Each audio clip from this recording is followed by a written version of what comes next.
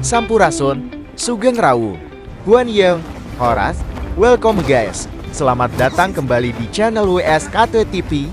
Semoga dalam keadaan sehat selalu dan diberi kelancaran.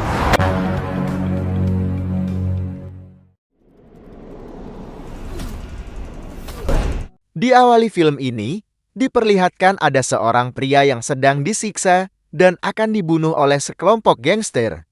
Mereka adalah kelompok geng Yakuza yang akan merekrut seluruh pemimpin gangster di Korea Selatan. Dan bagi yang tidak mematuhinya, maka akan berakibat dibunuh. Di tempat lain di sebuah penjara, terlihat seorang pria yang sedang menjahit. Dia bernama Ma Dongkin dengan hukuman penjara 28 tahun.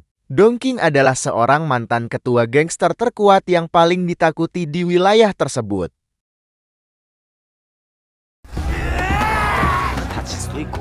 Kemudian ada sedikit masalah di dalam penjara itu yang mengakibatkan Dongkin menjadi terganggu. Di situ seluruh narapidana terlihat sangat menghormatinya. Namun ada satu narapidana baru, seorang mantan polisi, yang membuat kericuhan di sel tersebut, malah menantangnya. Dia bernama Dharma. Sesampai di kantor kepala penjara, dia memberikan info bahwa sahabatnya atau seorang ketua gangster telah tewas dibunuh. Mendengar berita tersebut membuat Dongkin sangat marah. Lalu dia diberi kompensasi cuti 2 hari untuk dapat mengunjungi makam sahabatnya itu. Kemudian Dongkin pun mendatangi makam sahabatnya. Di sana dia mengingat masa-masa bersama sahabatnya ketika dirinya masih menjadi ketua gangster. 착해 빠져가지고 일하고 안 맞아. 야 이거 엄마 거를 나를. Setelah itu Dongkin mendatangi seorang detektif. Dia bernama Detektif Kapten Duata. Di sini Dongkin mencoba mencari informasi tentang kematian sahabatnya itu. Di sini Detektif Kapten Duata terlihat sedang frustasi, merasa sekarat karena dirinya ternyata mengidap kanker dan dia merasa sudah tidak berguna. Akan tetapi di situ Detektif Kapten Duata tetap memberi informasi kepada Dongkin. Langsung Dongkin menelepon seorang polisi yang bernama Indah. Hal ini diberitahu oleh Detektif Kapten Duata menyuruh Dongkin untuk menemuinya. Karena diketahui Endang sedang menyelidiki geng pusat yang memiliki keterkaitan dengan kematian dari sahabatnya Dongkin. Keesokan harinya Dongkin menelpon seorang polisi wanita. Dia bernama Endang. Dongkin ingin menanyakan sesuatu terhadap Endang. Dan Ma Dongkin akan menunggu di kantornya. Sementara Endang dan rekan timnya ternyata sedang membawa para tahanan untuk dipindahkan.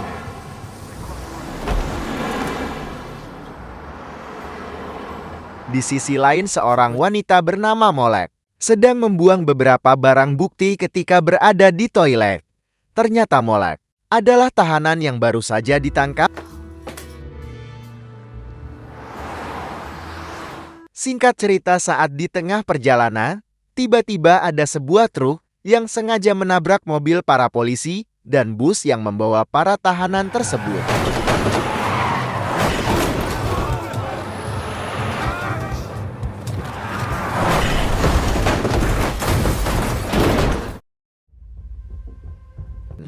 Hal ini dimanfaatkan oleh Tahana untuk kabur dari sana. Begitu dengan Molek. Tiba-tiba saat mereka sudah berada di luar, ada beberapa pria memakai masker hitam dan langsung menghajar para tahanan di sana. Diketahui mereka merupakan anggota dari geng pusat. Terlihat seorang pemimpin berkostum hitam mencari salah satu tahanan di sana. Tahanan tersebut bernama Kaicho. Ketika hendak membawa Kaicho, Dharma pun menghalanginya dan membiarkan Kaicho untuk kabur.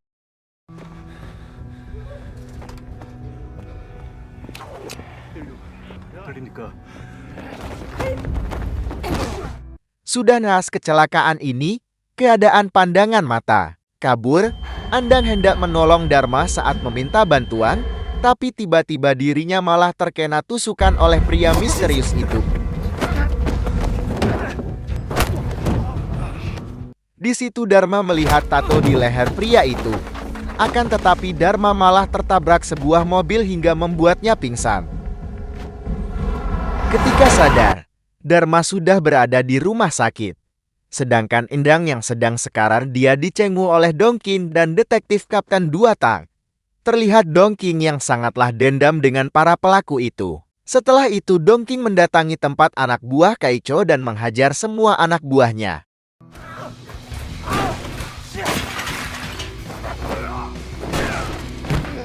Saat proses interogasi salah satu anak buah Kaicho, ternyata pelakunya bukan geng mereka.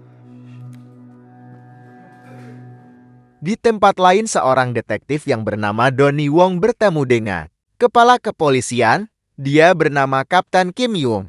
Di sana, mereka membahas tentang para narapidana yang berhasil kabur dari kejadian sebelumnya. Salah satunya adalah Molek si wanita penipu dan Kaiko si ketua geng timur. Ketika keluar dari ruangan, detektif Donnie Wong bertemu dengan detektif Kapten Dua Ta. Di sini detektif Donnie Wong diajurkan oleh detektif Kapten Dua Ta yang tidak mau diajak salaman. Setelah itu detektif Kapten Dua Tak menemui Kapten Kim Yong dan dia meminta untuk melepaskan para pecundang. Salah satunya pemainnya adalah Ma Dongking si tangan bajau yang di film Bad Guy Strike of Chow saat ini. Maka dari itu detektif Kapten Dua Tak akan merekrut beberapa orang lagi. Salah satunya adalah Dharma, mantan anggota kepolisian yang dipenjara karena ketidaksengajaannya membunuh seseorang saat bertugas. Di sana detektif Kapten Dua Tak berjanji kepada Dharma jika kasus kali ini selesai maka dia akan mendapatkan revisi atau pengurangan masa tahanan. Dharma pun menyetujuinya karena dia juga dendam dengan kelompok geng tersebut karena telah membuat Endang sekarat. Setelah itu Dharma dibawa ke tempat persembunyian mereka. Lalu Dongking memberitahu detektif Kapten Dua Ta kalau Charles Manson atau tim mereka sebelumnya sudah bertobat dan tidak mau berurusan dengan hal seperti ini. Mendengar hal tersebut, detektif Kapten Dua Tak memberi tugas mereka untuk menangkap para tahanan yang masih buron. Yang pertama seorang psikopat gila yaitu Charles Manson dengan kasus kejahatan, melakukan pembunuhan berantai. Lalu si pencuri bengis yaitu Bin dengan kasus kejahatan melakukan pencurian dan pemerkosaan. Yang ketiga yaitu ketua geng timur bernama Kaiko, dia memiliki keterkaitan khusus dengan geng pusat. Karena di kejadian sebelumnya, para geng tersebut melukai transportasi kepolisian hingga parah demi untuk mengeluarkan Kaiko.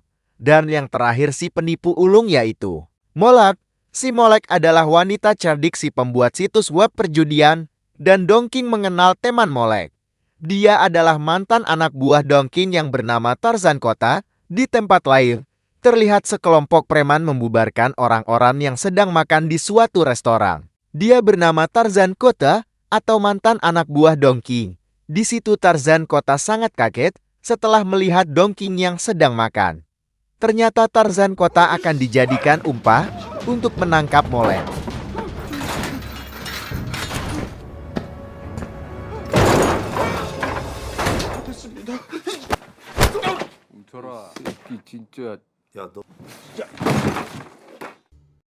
Berpindah ke Moler yang sedang belanja di mana dia bertemu dengan Tarzan Kota di sana. Tidak lama kemudian detektif Kapten Dua Tak bersama timnya datang dan menangkap Moler. Di lain tempat, terlihat sekelompok orang penting sedang melakukan pertemuan. Pria tersebut bernama Dam. Dia adalah tangan kanan ketua geng Pusa.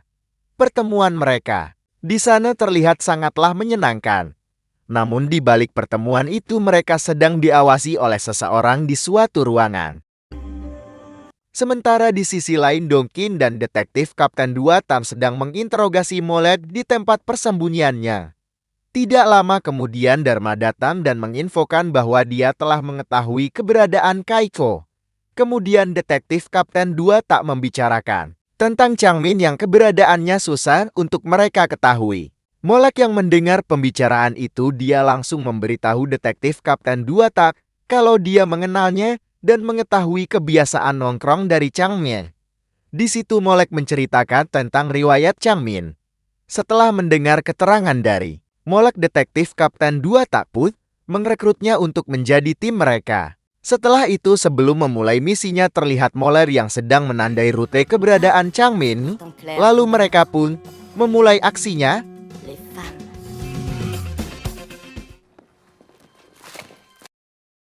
Di suatu malam terlihat Molek menemui seorang wanita setengah tua.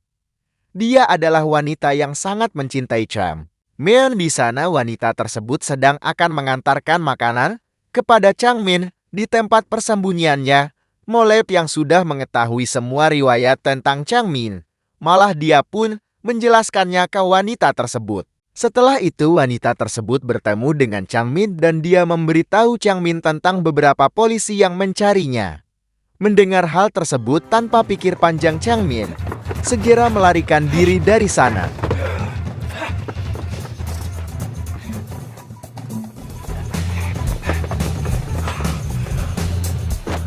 Kemudian, ketika Changmin merasa dirinya sudah aman di situ, Dongking menemukannya dan menangkapnya.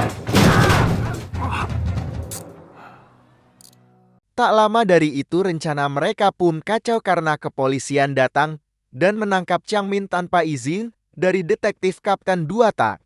Terlihat juga di sana detektif Kapten 2 Tak yang pingsan karena penyakitnya kambuh. Saat di rumah sakit, Dharma menemui detektif Kapten 2 Tan yang sedang terbaring lemah. Dia menceritakan bahwa Dongking telah kabur karena tidak ada di markas mereka. Namun di situ detektif Kapten 2 Tan menjelaskan bahwa tidak akan ada yang bisa melarikan diri karena mereka sudah memakai gelang elektronik dan pasti bisa dilacak.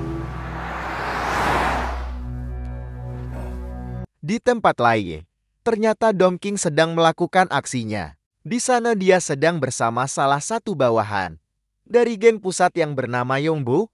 Ternyata Yongbo adalah mantan anak buah Dongking ketika Dongking menjabat sebagai ketua gangster.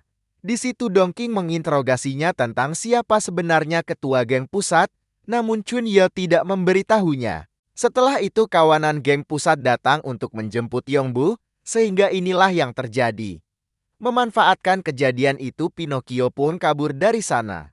Tidak lama kemudian Dharma dan Molek datang untuk menjemput Dongking dan mereka pun membiarkan Pinocchio kabur begitu saja. Setelah itu, mereka mendatangi kantor polisi. Terlihat Changmin yang sedang diinterogasi oleh salah satu polisi di sana dan Dharma yang memang mantan anggota kepolisian. Dia pun memasuki ruangan itu dan mengusir polisi yang sedang menginterogasi Changmin. Di sana dia terlihat marah dengan detektif Donnie Wong karena telah merusak rencana tim mereka. Dharma pun mengancam detektif Donnie Wong kalau berani merusak rencana mereka lagi, dia tidak segan-segan akan meledakkan kepala detektif Donnie Wong. Tidak lama dari itu Molek pun datang, dia langsung menginterogasi Changmin soal keberadaan Kaicho. Kemudian Changmin segera memberikan info tentang keberadaan Kaicho. Sementara di lain tempat, terlihat Charles Manson yang sedang bertemu dengan dua orang anggota polisi. Charles Manson yang memang seorang psikopat, tanpa pikir panjang dia pun membunuh kedua anggota polisi itu secara sadis.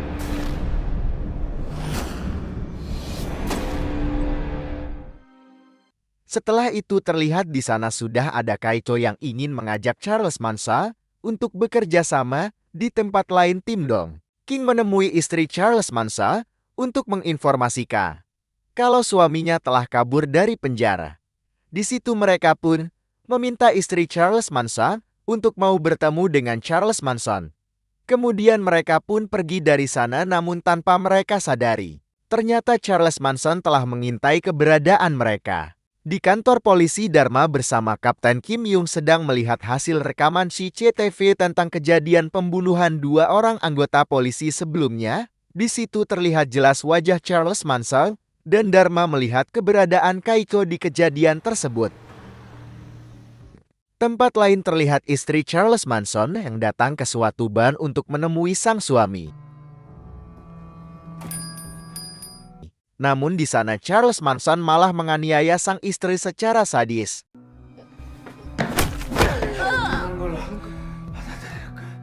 Lalu tidak lama kemudian Dongking dan timnya, yang sudah merencanakan hal ini, mereka pun datang ke tempat tersebut. Darmo, yang tanpa sengaja bertemu dengan Kaiko tanpa pikir panjang, dia pun mengejarnya.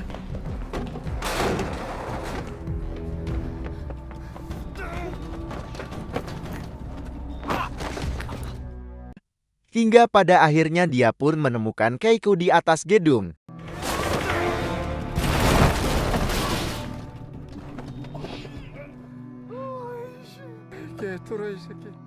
Tiba-tiba, di tempat lain, terlihat Charles Manson yang akan membunuh istrinya di dalam sebuah ruangan. Molet yang mengetahuinya, dia pun terus mencoba mendobrak pintu ruangan itu. Tidak lama kemudian Dongkin yang datang dengan membawa palu besar, dia pun segera mendobrak pintu tersebut dan menangkap Charles Manson.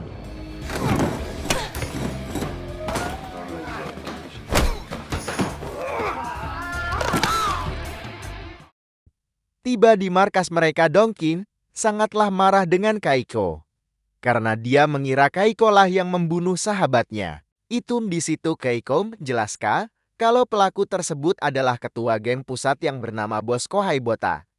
Bos Kohaibota adalah seorang gangster Yakuza yang datang ke Korea dengan tujuan untuk mengembangkan bisnis gilanya, yaitu dia melakukan bisnis perdagangan organ manusia dan dia juga memiliki bisnis barang haram. Kemudian Kaiko mengeluarkan sebuah dokumen pentin yang sangat diincar oleh Bos Kohaibota. Maka dari itu dia sekarang sedang diincar oleh geng tersebut. Setelah itu Kapten Kim Yung bersama anggotanya datang dan langsung membawa dokumen itu. Dan Kaiko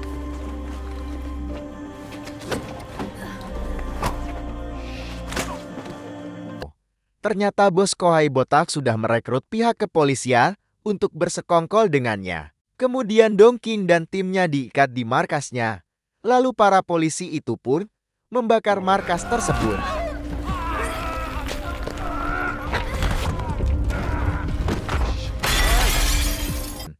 Tidak lama kemudian, detektif Kapten 2 tak datang dan segera menolong mereka.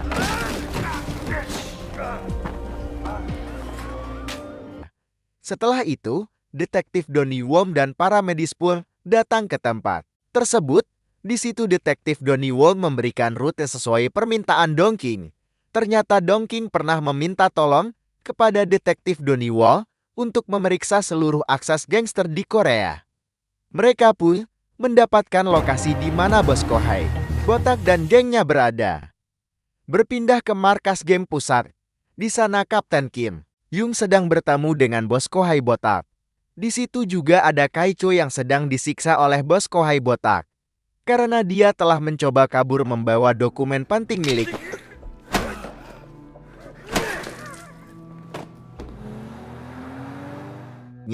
Di tempat lain, tim detektif Kapten 2 Ta juga sudah menyusun rencana untuk masuk ke markas mereka. Di situ Dongking juga sudah menghubungi si Abang Ojon, salah satu teman lama detektif Kapten 2 Ta dan Dongking ketika menangani kasus beberapa tahun lalu. Sementara itu si Abang Ojon ternyata sudah berada di markas geng pusat.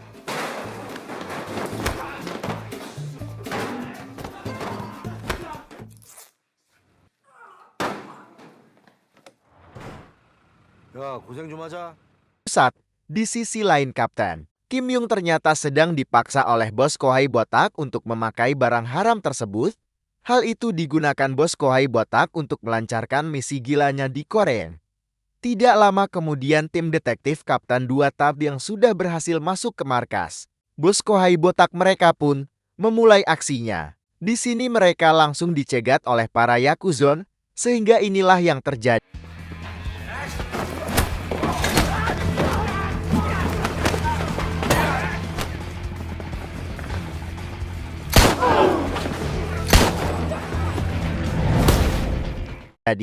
Kemudian mereka pun berpencar.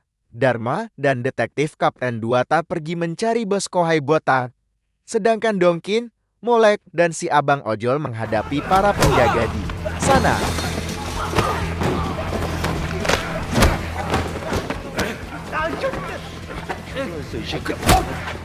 Kemudian si Abang Ojol menyuruh Dongkin untuk menyusul detektif Kapten 2.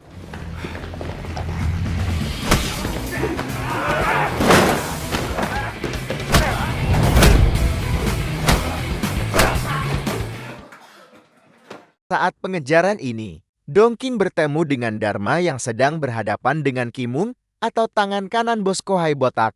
Di situ Dharma menyuruh Dongking untuk mengejar bos Kohai Botam yang hendak kabur melalui jalur udara. 열심히 해. 씨발 시키가.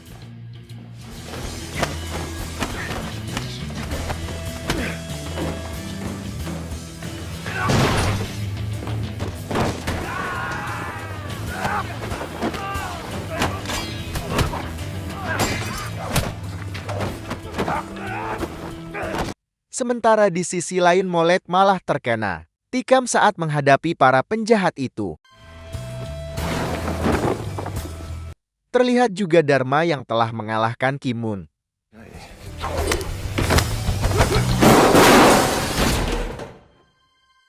Tiba-tiba Dongking sendiri sudah berhadapan dengan bos Kohai Botak.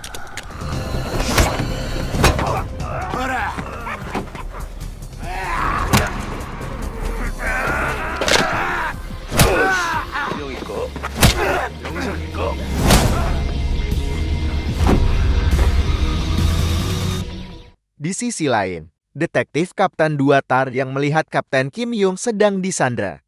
Dia tidak mau menolongnya, malah detektif Kapten 2 Tar menghajarnya hingga pingsan. Si Abang Ojol yang berhasil mengalahkan mereka semua, dia pun menyadarkan Molek yang ternyata hanya berpura-pura terkena tikam. Lalu si Abang Ojol pun pergi dari sana karena tugasnya telah selesai. Akhirnya detektif Donnie Wong bersama anggotanya pun datang. Mereka dikejutkan dengan para personil geng bos Kohai Botak yang telah terkapar. Itu semua berkat ketangguhan tim detektif Kapten 2 Tang dan film pun tamat.